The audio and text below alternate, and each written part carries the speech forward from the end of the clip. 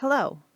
Welcome to the University of Vermont Medical Center Hospital Elder Life Program, also known as HELP, Volunteer Orientation. My name is Valerie Adams. I'm the geriatric nurse clinician here at the University of Vermont Medical Center and will be your HELP coordinator.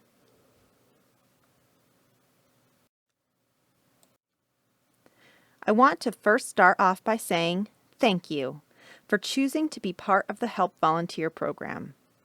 Volunteers play a crucial and central role in this program by carrying out program interventions directly at the bedside. So what will we be covering? I will be providing an overview of HELP and explore risk factors of hospitalized older adults. We will be reviewing your role as a volunteer and review interventions that you will be performing. We will conclude with an overview of the required training for this program. Hospitalization can be a pivotal point in the life of an older person. All too often, hospitalized older patients experience decline in their physical and mental abilities. This decline can make it difficult to fully recover from their illness and return to their previous function. For some patients, this may mean going to rehab or long-term care instead of returning to their homes. The Hospital Elder Life Program was developed to prevent these problems. Interventions completed at the bedside by volunteers have shown to decrease length of stay, cost, complications such as delirium, and hospital readmissions, all while improving the overall quality and satisfaction of care. One of the primary goals of HELP is to prevent confusion from developing and reversing it when it occurs. Older adults who show no signs of confusion at home commonly become disoriented and forgetful in the hospital. Illness, an unfamiliar environment, new medications, it all can take a toll on the body and the mind. Confusion that occurs in the hospital is often diagnosed as delirium. So what is delirium and what makes it different than other forms of confusion? Delirium is an acute change in mental status with a fluctuating course due to an underlying medical condition. The person loses their ability to maintain or focus their attention, and thoughts are disorganized. Delirium is categorized into three levels of consciousness: hyperactive, when the patient is vigilant or agitated; hypoactive, when the patient is lethargic, in a stupor or coma; and mixed, when the patient can show symptoms of both, waxing and waning between the two. Why is it so important to prevent delirium or reverse it as soon as possible? Because delirium has lasting effects on patients' long-term cognition. In both patients who previously suffered from a cognitive impairment, such as Alzheimer's, and those who haven't. This chart compares patients who all had a surgical procedure. Those patients who suffered delirium post-surgery is demonstrated in black.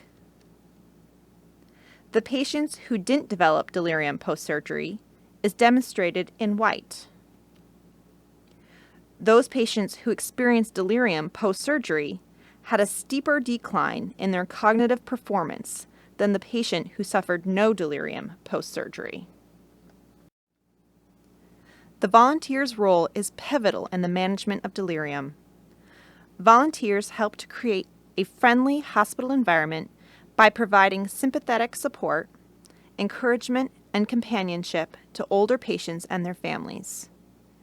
In addition, volunteers provide specific assistance in 4 volunteer intervention programs: Daily Visitor Program, Feeding Assistance Program, Early Mobilization Program, and Therapeutic Activities Program. The Daily Visitor Program provides communication and socialization to prevent mental confusion through the technique of orientating communication, Orientating communication is designed to provide the patient with information that they need to stay mentally aware of reality. You will become proficient in orientating communication at the completion of your training. The Feeding Assistance Program is focused on improving the patient's nutritional status. Through basic interventions of companionship, encouragement, demonstration, and setup, volunteers will improve nutrition and fluid intake. Bed rest interferes with the function of major body organs and leads to deconditioning. This deconditioning happens rapidly. The Early Mobilization Program's goal is to prevent serious complications of decreased mobility.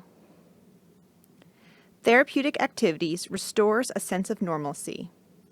Positive activities will boost self-esteem, encourage socialization, and provide mental stimulation. One or more of these intervention programs will be assigned, providing the building blocks for better health and wellness. Training provided will teach all the necessary skills to serve as volunteer for the program. Classroom learning will be at the core of your training. Hands-on learning through didactic instruction, role-playing, and group discussion of case studies is designed to provide you with meaningful training to support your work.